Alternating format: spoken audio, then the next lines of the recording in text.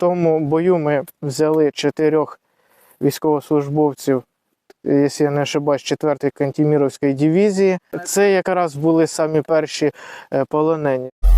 Завжди їхня отмазка: ми заблудилися, ми не знаємо. Зараз усіх полонених це ми прийшли, там, у нас кредити.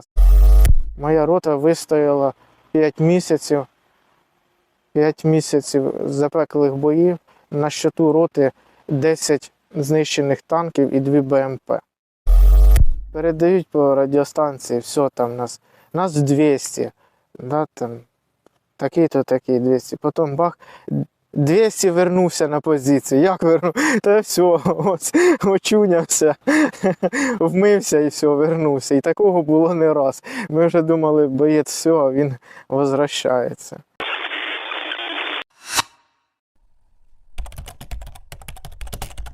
Я пройшов всі ланки від солдата срочної служби до командира батальйону. Я всі ці пройшов ланки: контрактника, курсанта, командира зводу, командира роти, начальника штабу. Це все я пройшов поступово.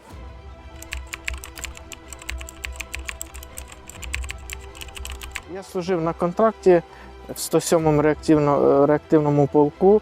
Війну я заповнив, почалася в нас, це 3 березня, ми якраз були в парку і об'явили бойову тривогу. І сказав нам начальник штабу батальйону, що все, домой ніхто вже не йде. І все, почалося. Буквально через тиждень ми виїхали на полігон тут під Кременчуком, побули там де-то тиждень і зразу ми поїхали на полігон в Черкаське. Потім буквально ми місяць пройшли злагодження в Черкаському і нас перекинули на Луганський напрямок. Це Щастя, станиця Луганська. Ну, ми як в реактивній артилерії, то завжди переміщалися. Тобто ми були на напрямку, тоді був сектор А.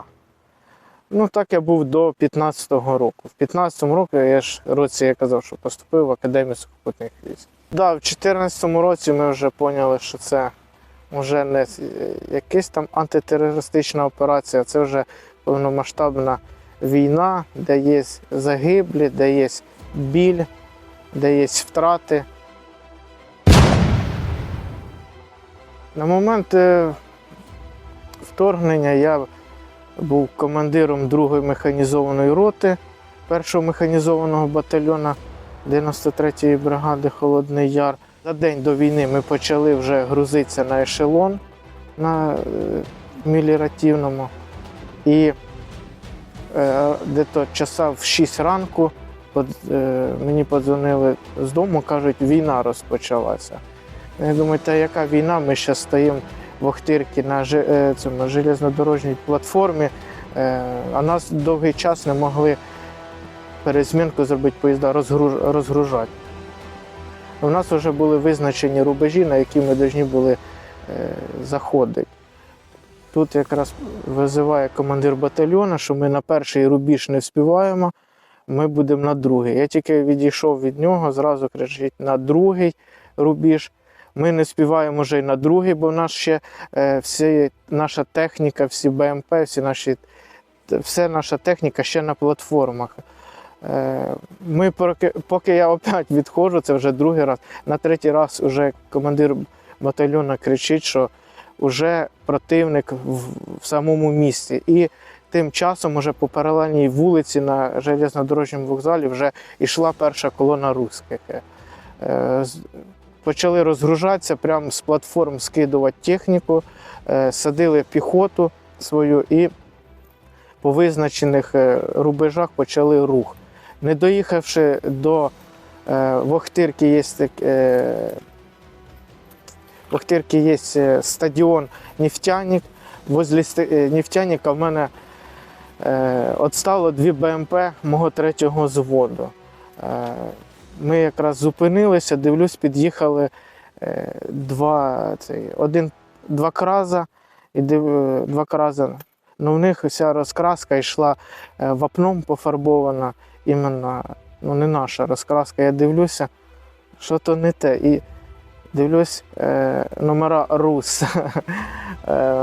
І якраз мої ті, що остали, дві БМП, вони якраз замкнули цю колону. Ну, противник що то почав відстрілюватися, але коли ми розвернули свої гармати БМП, противник зразу здався. В тому бою ми взяли 4 військовослужбовців, якщо я не ошибаюсь, 4-ї Кантеміровської дивізії. Це були контрактники від 20 там, кажуть, до 26 років. Ну, завжди їхня отмазка. Ми їхали на учення, ми заблудилися. Откуда приехали? С Москвы. Вы? Москва. Все с Москвы? Военная часть какая? 91 701. Громче! 91 701. Вы из какой части? 701 часть. Номер части какая? 91 701. Где живете? В Саратове. Ты где живешь? Где живешь? Где живешь? Я? В Москве. Тоже с Москвы? Ну, сейчас в Москве. Ты откуда? Мест, ну, рядом с частью города. Город как называется? А? Нарафаминск. Нарафаминск. Ты откуда? Куда ехали? Мы не знаем. Нам сказали грузиться. что просто поля будут. В колонне кто ехал с вами? Ну, начальство, но вот это... кого Техника поймали. какая ехала? В основном КамАЗ. Они говорили БМП. Ну, с нами у нас было 2 или 3 колонны. Мы в разных всех колоннах ехали. Нас их много. Командира части як звать? Командира часть, не знаю, недавно там. Вы статут учили советский, те российский, там какой у вас? Вы должны знать свое начальство. Кто командир части вашей? Подполковник. Как? Гладких. Полковник. Подполковник Гладких? Точно. Имя, отчество. Ярослав Сергеевич. Командир роти. Газидинов Равиль. А вы не знаете своих командиров? Ну, по фамилии. Как оказались в Ахтырке? Мы отбились от колонны. Отбились, а колонна куда пошла? Вообще не знаю. Що в колоні було? Люди, машины, Які? ну, военные так. Пехоту везли, Но она раньше нас, скорее всего, ушла. Мы шли КамАЗами, такими. танки, БМП где? Это Сянка вся раньше нас ушла. То есть вы догоняли? Ну, это первая колонна была. Уехали во второй. Через границу куда проходили? Вы же в грузовых машинах ехали. Населенный пункт какой проезжали? Не знаю. Мы выездили. Нас забрали документы, телефоны. Не ориентировали. Це якраз були самі перші полонені. Ну, коли це воно все так спонтанно, ми їх загрузили зразу і почали рух на визначені координати. Я зразу набрав командира батальйону, що ми взяли полонених. Він мені каже, ви що, прикалуєтесь? Буквально тільки час після того, як ми розвантажились на железнодорожній платформі. Потім буквально через півгодинки вийшли вже на командира батальйону з Офісу президента, бо це вийшли самі перші полонені в Україні. І всі, от, як зараз, завжди їхня отмазка. Ми заблудилися, ми не знаємо. Зараз усіх полонених це ми прийшли, там, нас кредити, нас там, тобто, от такі. Ну, ми з Кантеміровської дивізії стикалися 2 рази. Ну, 2-0 в нашу сторону. Другий раз на Харківщині. Ну і за цих полонених ми їх поміняли. Тобто, Сумщина, да, хороший був етап. Як для мене, для військового, Сумщина – це був етап, де я міг застосувати, розгорнути свою роту і працювали контрактники. Тобто ми на цьому етапі відбили наступ на Охтирку і взяли місто Тростянець. Тобто нас було буквально 1 батальйон, і ми видавили противника. Противник змушений був відступити з Тростянця в подальшому за межі Сумської області. В Охтирці, от з усіх напрямках, де я був за всю війну, в Охтирці були самі от настоящі люди, які приїжджали, які привозили продукти, які вставали з нашими бійцями, копали окопи. Тобто я поки їхав там на один із своїх зводів, то вже приїжджали люди там по 10, по 20 чоловік, брали лопати і копали, обладнували бліндажі. Тобто у мене за 3-4 доби був ротний опорний пункт по всіх стандартах. Це все, ну, можна сказати, з допомогою місцевого населення. Вони дуже нам допомагали в усіх питаннях, вирішували. Тобто тільки треба було задати питання, що нам потрібно, вони все вирішували, все доставали, і генератори, ну, всі питання закривали. Після того я такого населення не бачив. З Сумщини ми зразу батальйон перекинули на Харківщину. Це напрямок Барвінкове. Там ми простояли 4 чи 5 місяців на Барвінкове з задачею не допустити прорив противника з Ізюма на Слав'янськ. Моя рота вистояла 5 місяців. 5 місяців запеклих боїв. На щиту роти 10 знищених танків і 2 БМП. Сусідні зліва, справа роти відходили. Рота була практично в оточенні, але не одійшла ні на метр. І я думаю, ми їм зламали хребет і все їхнє угрупування відмовилися від наступу на Слав'янськ. Кожний етап важкий по-своєму. Важкий по-своєму, я б не сказав, що скрізь було легко. Кожен давався кров'ю, кожен етап давався потом і здоров'ям наших військовослужбовців, ну так само і моє теж. Бахмут почався у нас непросто. Ми були на Харківщині, я ж казав, 5 місяців, після чого буквально перед цим великим контрнаступом, що на Харківщині, нас за 2 неділі перекинули на Бахмут.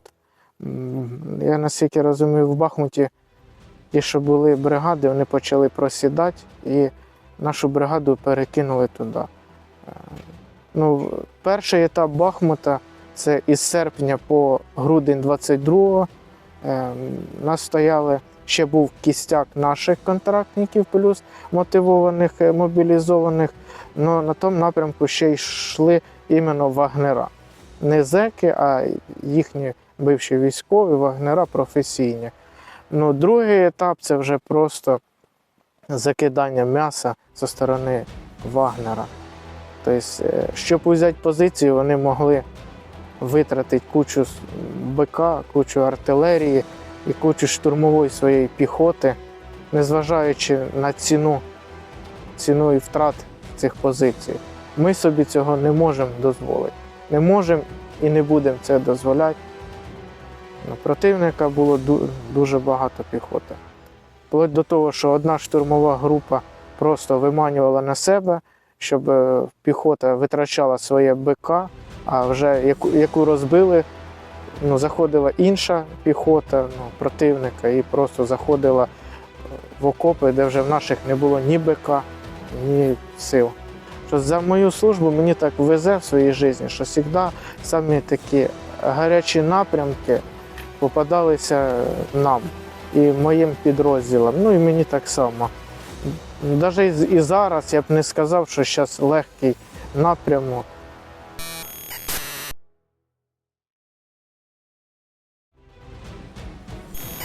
Зараз от самі останні наш батальйон взяв от 2 буквально самих останніх. Це були вони всі контрактники, але вони від підпису на контракт до попадання в полон від 7 до 10 діб. Я, Соколов Сергей Сергеевич, попал в плен в 106-й батальон. Ко мне относятся нормально, не бьют, не издеваются. Прошу поменять на военнослужащих ВСУ меня. Я Мустафаев Шавкатjan Шерматович, ребята, Попал в 106-й батальон по Украине, плен. Лучше сдавайтесь, жить будете. Все будет нормально. Сдавайтесь. Це все, всі вони розказують, що вони заробітчани, все. Ну, на самому справі вони не є всі такі. Не всі вони заробітчани, багато ще йдуть помочити хохлов, постріляти хохлов. Коли є ситуація, в нього є зброя, він, повірте, він стрельне нашого воїна і не задумується, він знищить нашого. А наші більш гуманні. Може його там пожаліти, можна в плен взяти. Ні. Противника нічого жаліти. Він нас не жаліє, не треба його жаліти. Подлий противник дуже. Ну і не такий дурний, як розказують всі. Хоч вони й мобілізовані, їх обучують, вони навчаються, вони від нас перейняли ті самі FPV, ті всі дрони, це все від нас. Тільки в нас йде бюрократія, щоб все добитися, а в них це все набагато швидше і це все стоїть на конвеєру, на потоці. Ну, на кожному напрямку були полонені, я вам скажу. Ну, щоб таких, ну, пересікалися із кадировцями на Бахмуті. Ну, ярких таких, чесно, в мене не було. Я знаю, ми знищували офіцерів, командирів рот, за яких вони там в перехватах за них дуже жалілися, то да. Коли нужен боєць, от навіть от на днях, ні, не на днях, вчора, да, був 300 у противника, якась важна шишка, вони в білий день вони його хотіли евакуювати, тобто кидали всі сили і засоби, щоб його витягнути. Ну, ми зробили все, щоб противник не вийшов. І в нас це вийшло. Де заходить противник, зразу знищується все, всі жилі будинки. Ну, я знаю, що багато людей пропадає. Тобто всі, хто були проукраїнсько настроєні, то вони, як кажуть, на підвал, ну і з підвала не всі вертаються. Якщо є можливість нашим уїжджати, треба уїжджати. Не ждати, а ось пройде. Ні, на ось не пройде. Противник нас не жаліє і не пожаліє. Противник нас думає, що ми нацисти, фашисти, треба нас знищувати. Тобто, жаліти противник нас не буде ні в якому випадку. Один случай, я знаю, що в Тростянці, да, що вроді дівчата пропадали, знаходили некоторих навіть повішених людей. І це було. Зразу скажу, якщо буде перемир'я, основна маса кадрових і некадрових військових звільниться, в тому числі і я. Нас всіх тримає одне – це перемога, дойти до перемоги. Якщо буде заморожений конфлікт, як 2014, основний кістяк Збройних сил, він просто уйде. Людей не буде мотивації. Я вже більше 10 років тільки тут. То скільки тут ще ждати, що треба. Просто якщо зараз опять буде замороження конфлікту, противник наростить свої всі сили, спроможності і буде дубль 2, дубль 3 і далі. Це ж не вся загвоздка в Путіні. Сама нація така. Москаль всю свою битність, він хоче нас знищити. От він нам не дасть ні розвиватися, ні дасть жити.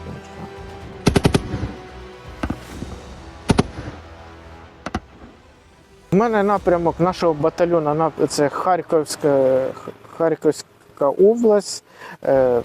Задача противника дойти до межі Луганської області. Противник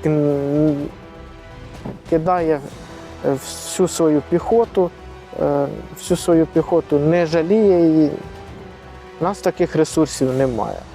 Я б не сказав, що зараз легше, вони закидають від 3 до 5 до 6 чоловік, ну це інтенсив може йти по 3-4 рази на день. Тобто йдуть на виснаження. Знищили групу противника, заходить інша. Метр за метр, ну вони беруть наші опорні пункти. От такий напрямок. Тобто, в принципі, як і в Бахмуті було, тобто, закидують м'ясом. Ну, на цьому напрямку, на Харківському, от на іменно зараз, да, то буквально за місяць там виїжджало 2 чи 3 танка, які ми знищили. Техніку вони зараз так само не застосовують. У зв'язку з тим, що так лінія фронту насичена FPV, ну, всякими дронами, да, то вони зараз не застосовують. Тобто все переміщення противника ми бачимо ну, на підходах там, до 5-10 кілометрів, ми це все бачимо. Дрони потрібні дрони Мавіки, це для виявлення, це дуже велика зараз допомога, іменно аеророзвідка для виявлення противника, це дуже потрібно. І зараз без дрона той самий піхотинець вже не те, що боїться, а більше себе уверено чувствує, коли над ним висять наші дрони. Піхотинець бачить, що перед ним все контролюється, тобто більше, ну і всі переміщення, так само і командирам легше. Ну і розвідки, тобто розвідки це допомагає це дуже. Без дронів зараз, звісно, важко. Але в противника так само є засоби радіоелектронної боротьби, які нас глушать. Так само противник збиває дрони і зі стрілецької зброї. Тобто дрони потрібні завжди. От, бо зараз, ви самі розумієте, ситуація. Без дронів ні.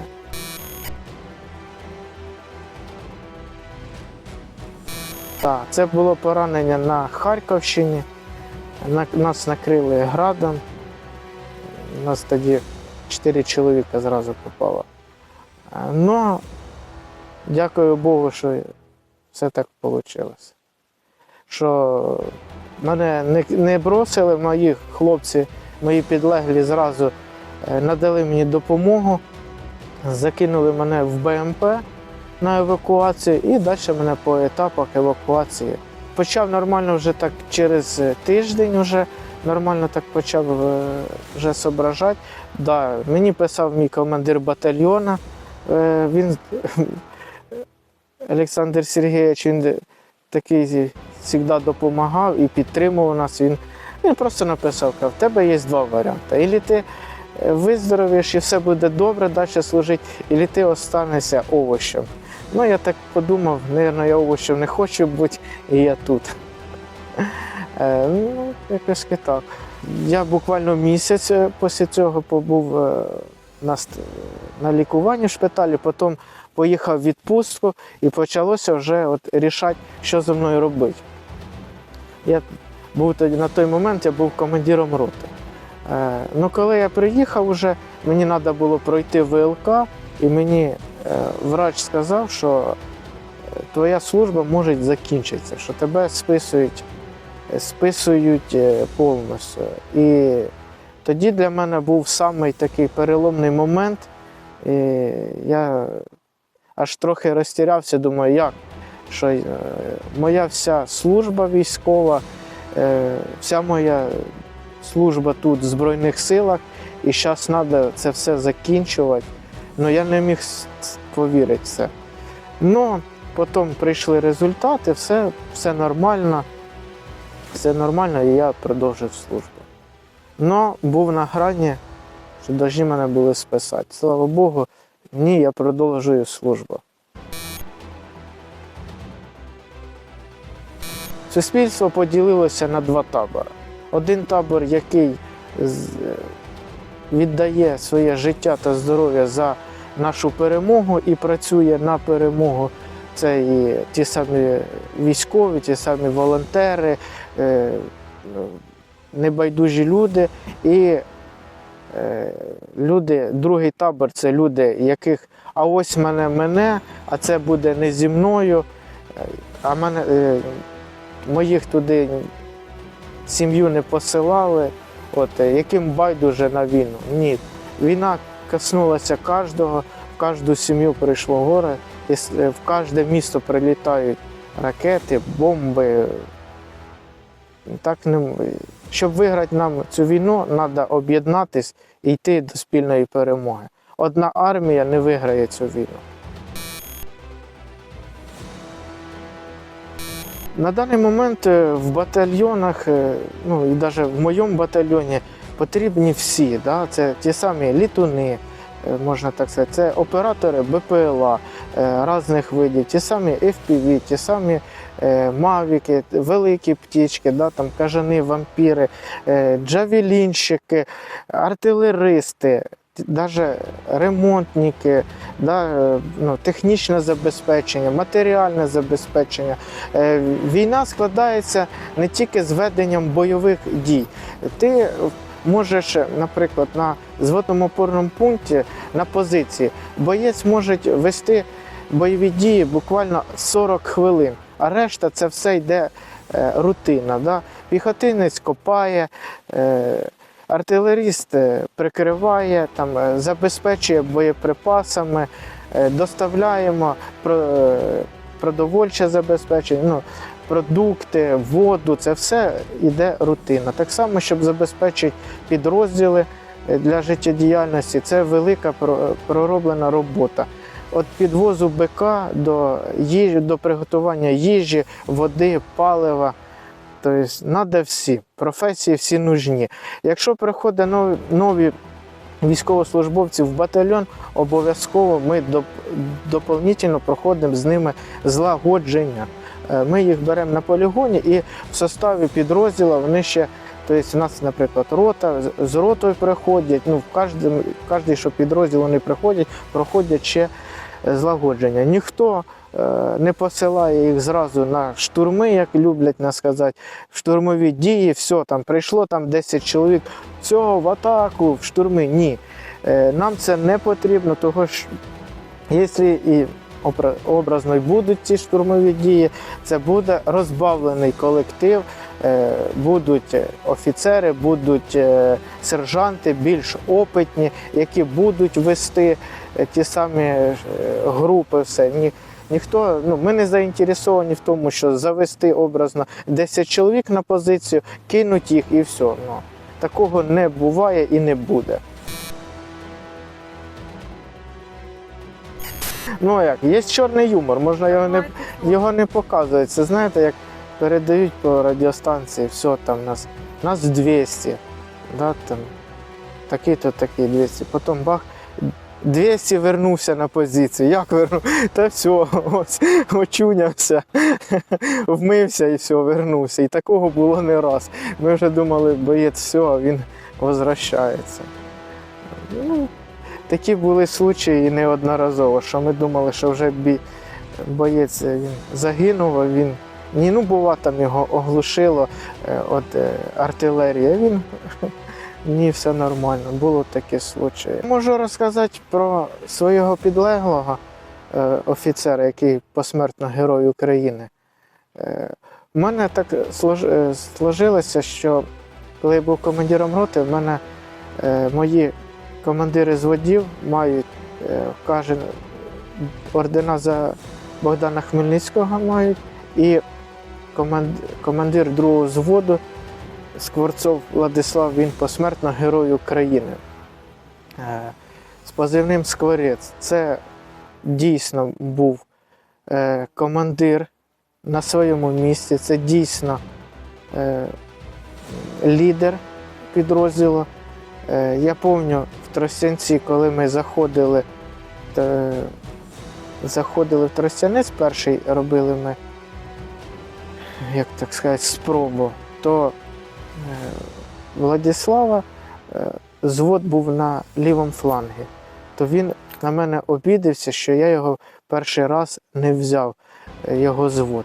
А потім він вже такий розстроївся, вже, ну, по голосу чоловік, каже: Влад, бери свій звод, бери 2 штурмові групи і давай зі мною.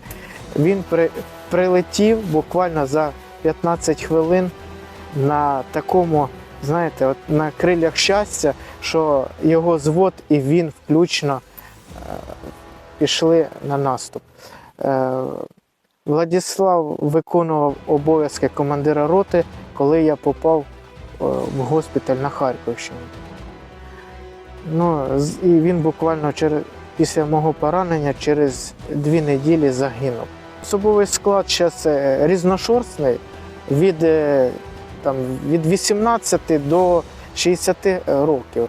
От зараз можна розказати історію. У нас на позиціях на Харківському напрямку, ну, можна так сказати, позивний дід у нього, йому 57 років, але цьому діду такий в нього тонкий голосочок, що коли він в ефірі, ти думаєш, що йому там років 18-20 і з таким, знаєте, тонким голосочком. Но коли ми діда коригуємо, підказуємо, де противник, то дід виліз з окопа і знищив 3 противника. От тобі. А на вид там діду такий кілограм 40, і він держав старший там на позиціях, поки він не отримав поранення в руку. Я кажу, що такий мотиваційний, і так якби хто його побачив в очі і сказав, що цей дід знищив противника, і він там, молодець. Я таких, знаєте, є діди в підрозділах, це особливо в піхоті, як тягар. А мені б таких дідів побільше, хоч би роту, то я був би довольний. Треба вірити в свій колектив і займатися своїм підрозділом, і тоді вимагати, і буде все добре. Мені мої друзі некоторі кажуть, та успокойся, ти вже підполковник, не ходи ти туди на ті позиції. Ні, я казав і буду. Я буду ходити на позиції і не те, що перевіряти, а йтиму до свого особового складу. Це дуже мотивує особовий склад.